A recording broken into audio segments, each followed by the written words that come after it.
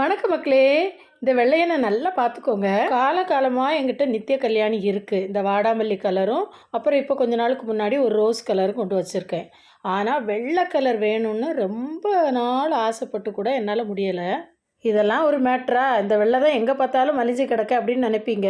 நானும் தை நட்டேன், கொம்பு வெட்டி ஊனுனேன், விதை போட்டேன். ஆனால் எல்லாம் புஷ்ஷுன்னு போனது தான் மிச்சம், வரவே இல்லை. நான் ஏற்கனவே சொன்னேன்ல, இந்த சும்மா மண் கொட்டின இடத்துல நிறைய தானா முளைச்சி வந்திருக்குன்னு. அதில் 10ல் 1 11 இவ்வளோ நின்று. ஆனால் இதை ஒரு செடியாகவே நான் மதிக்கலை.